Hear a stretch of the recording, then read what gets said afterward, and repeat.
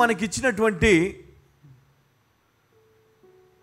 ఈ జీవితాన్ని మనం ఎవరి కొరకు జీవించాలి? ఎంతమందికి తెలుసు? దేవుడు నీకు ఇచ్చిన ఈ జీవితాన్ని ఎవరి కొరకు జీవించాలి? దేవుని కొరకు జీవిస్తున్నావా? నీ కొరకు నువ్వు జీవిస్తున్నావా? చూడండి, ఒకరిని అడిగితే నా పిల్లల కోసం బ్రతుకుతున్నానండి. నా పిల్లలే లేకపోతే నేను ఎప్పుడో కదా నా పిల్లల కోసం బ్రతుకుతున్నా. ఒకరంటారు నా భార్య కొరకు బ్రతుకుతున్నా, ఒకరంటారు భర్త కొరకు, ఒకరంటారు తల్లిదండ్రుల కొరకు. మరి ఎవరు దేవుని కొరకు జీవిస్తున్నారు? దేవుని కోసం జీవించేవారు ఎట్లా ఉంటారు తెలుసా? అన్నీ విడిచిపెడతారంట. ఏం విడిచిపెడతారు? మనకున్నటువంటి చెడు అలవాట్లు, మనకున్నటువంటి సంపద, హోదా అన్నీ విడిచిపెట్టి ఆ క్రీస్తును వెంబడిస్తారు. ఎంతోమంది రోజు ఆకలితో ఉన్నారు, దాహంతో ఉన్నారు. అది శరీరానుసారమైన ఆకలి, దప్పుగలు. కానీ ఆత్మానుసారమైనటువంటి ఆకలి, దప్పిక నీకుందా? దేవుని కోసం జీవించాలన్న ఆశ నీకుంది, కానీ అది ఎలా జీవించాలి అనేది ఎవరికి తెలియదు. ఎందుకంటే మనం బ్రతికేది మన కోసం, మన కుటుంబం కోసం. కానీ ఎవరైతే దేవుని కొరకు జీవిస్తారో వారు లోకాన్ని ప్రేమించరు, శరీరాన్ని ప్రేమించరు. వారి కొరకు వారు బ్రతకరు, ఇతరుల కొరకు బ్రతుకుతారు. కొంతమంది దేశం కొరకు పోరాడతారు, దేశం కొరకు బ్రతుకుతారు. అయితే దేవుని బిడ్డలు ఎలా బ్రతకాలి, ఎలా జీవించాలి అనే దానిపైన చాలా వాక్యాలు మనం విన్నాం. మన దేవుని బిడ్డలుగా ఎలా మన జీవితాన్ని మర్చుకోవాలి, ఎలా మన జీవితాన్ని కాపాడుకోవాలి, ఎలా నీ పిల్లల కోసం, నీ తరముల కోసం మరి ఆశీర్వాదములను పొందుకుంటాం అనే విషయాన్ని చాలాసార్లు మనం విన్నాం. అయితే ఈరోజు మనం చూస్తూ ఉన్నాము, ఇంత మంచి జీవితం జీవిస్తున్నా కూడా, ఇంత ఆత్మీయంగా జీవిస్తున్నా కూడా, ప్రార్థన విశ్వాసంతో బ్రతుకుతున్నా కూడా ఇంకా కొన్ని సమస్యలు వెంటాడుతూ ఉన్నాయి. వ్యాధి కావచ్చు, లేమి కావచ్చు, దురాత్మలు కావచ్చు, ఇంకా మన జీవితంలో అనేక రకాల అపజయాలు మనం చూస్తూ ఉన్నాం. మరి వీటిని ఎలా జయించాలి? సాతానుడు ఎందుకు ఇంకా నీపైన ఆధిపత్యాన్ని చూపిస్తూ ఉన్నాడు? ఇంకా ఎందుకు నీ జీవితము సాతాను చేతిలో బంధించబడి ఉంది? ఎందుకు ఇంకా నువ్వు అపవాది చేతిలో, లేదా అపవాది సంబంధించిన దూతల చేతిలో బంధించబడి వేధించబడుతున్నావు ఈరోజు?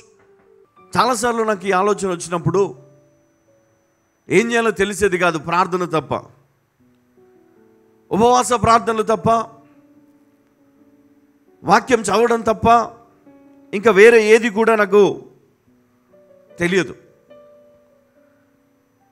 కానీ దేవుడు నేర్పించాడు. పరిశుద్ధ గ్రంథము ద్వారా దేవుడు మాట్లాడుతూ ఉన్నాడు. ఎలా మనము పూర్తి విజయాన్ని మనం పొందుకోవాలి, ఎలా పూర్తిగా మనము ఈ సమస్యల నుంచి బయటికి రావాలి,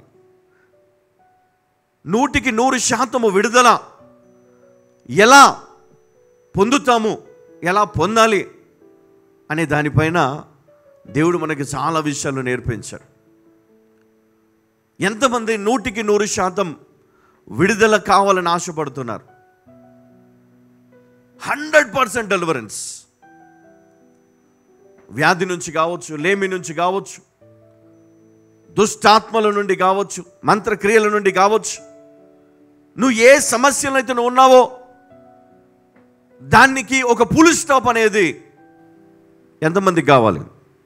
అద్భుతాలు జరుగుతాయి ఈరోజు నీ జీవితంలో. హల్లెలూయా. విశ్వాసముతో చెయ్యి పైకెత్తిన ప్రతి ఒక్కరిని దేవుడు గుర్తుంచుకుంటాడు. హల్లెలూయా. మీ అందరి జీవితంలోనికి దేవుడు ఆ గొప్ప విజయాన్ని దేవుడు ఇవ్వబోతున్నాడు ఈరోజు. పరిశుద్ధ గ్రంథంలో నుండి యెహోషువ గ్రంథం 1వ అధ్యాయం 16వ వచనం. అందుకు వారు, నీవు మాకు ఆజ్ఞాపించినదంతయు మేము చేసేదము, నీవు మమ్మల్ని ఎక్కడికి పంపుదువో అక్కడికి పోదుము, మోషే చెప్పిన ప్రతి మాట మేము వినినట్లు నీ మాట విందుము. దానికంటే ముందు ఒక మాట, 1వ అధ్యాయము 6వ వచనం. నిన్ను విడువను, నిన్ను ఎడబాయను, నిబ్బరము కలిగి ధైర్యముగా నుండుము. నిన్ను విడువను, నిన్ను ఎడబాయను, నిబ్బరము కలిగి ధైర్యముగా నుండుము. వారికిచ్చేదనని నేను వారి పితరులతో ప్రమాణము చేసిన ఈ దేశమును నిశ్చయముగా నీవు ఈ ప్రజల స్వాధీనము చేసేదవు. హల్లెలూయా. ఏమన్నాడు? నిబ్బరము కలిగి ధైర్యముగా నుండుము, వారికిచ్చేదనని నేను వారి పితరులతో ప్రమాణము చేసిన ఈ దేశమును నిశ్చయముగా నీవు ఈ ప్రజల స్వాధీనము చేసేదవు. దేవుడు ఒక వాగ్దానం ఇచ్చాడు. ఈ వాగ్దానము ఎవరికి ఇచ్చాడంట? నేను వారి పితరులతో ప్రమాణము చేసిన ఈ దేశమును నిశ్చయముగా నీవు ఈ ప్రజల స్వాధీనము చేసేదవు. మోషే నడిపించాడు,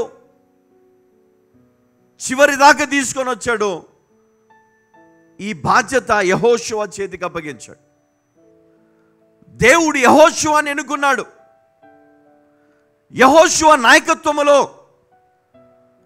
దీనిని సాధ్యపరుస్తానని దేవుడు మాట ఇస్తా ఉన్నాడు. దానికి జవాబు చూడండి 16వ వచనంలో. అందుకు వారు, నీవు మాకు ఆజ్ఞాపించినదంతయు మేము చేసేదము, నీవు మాకు ఆజ్ఞాపించినదంతయు మేము చేసేదము, నీవు మమ్మల్ని ఎక్కడికి పంపుదువో అక్కడికి పోదుము. ఏమన్నాడమ్మా? నీవు మమ్మల్ని ఎక్కడికి పంపుదువో అక్కడికి పోవుదుము. దేవుడు పనిచ్చాడు, వాగ్దానమును ఆధారంగా చూపించాడు.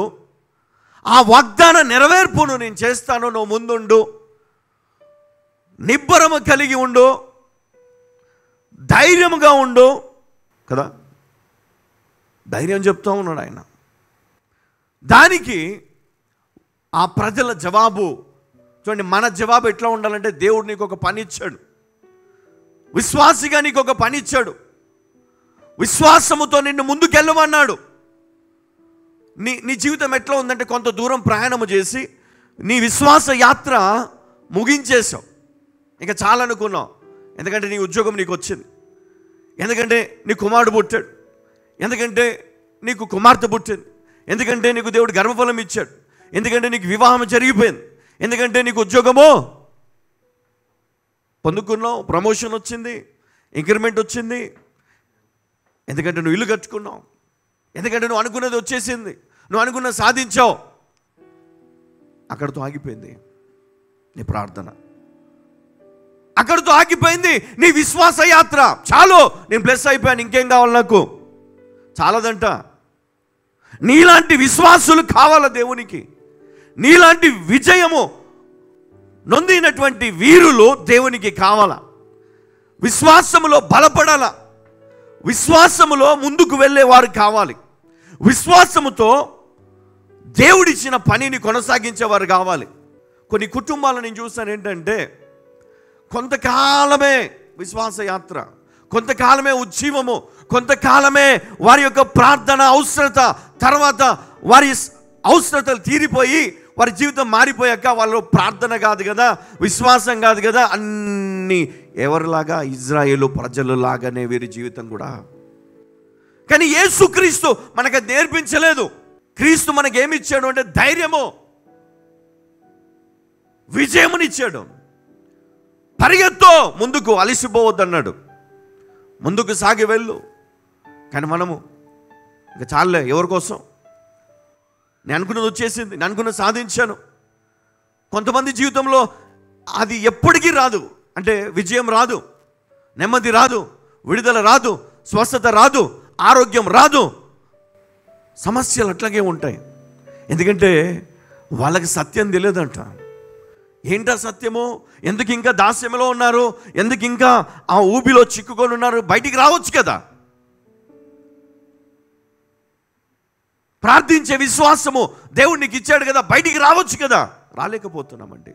ప్రార్థన చేస్తున్నాము, ప్రార్థన చేస్తూనే ఉన్నాము, ఉదయం మొదలుకొని రాత్రి వరకు ప్రార్థన చేస్తూనే ఉన్నాం, ప్రతిరోజు ప్రార్థన చేస్తూ ఉన్నాం, ప్రతిరోజు ప్రార్థన చేస్తూ ఉన్నాం. నీ జవాబు ఎలా ఉండాలన్నాడు? నీవు మాకు ఆజ్ఞాపించినదంతయు మేము చేసేదము. హల్లెలూయా. నీవు మమ్మల్ని ఎక్కడికి పంపుతువో అక్కడికి పోదుము. హల్లెలూయా.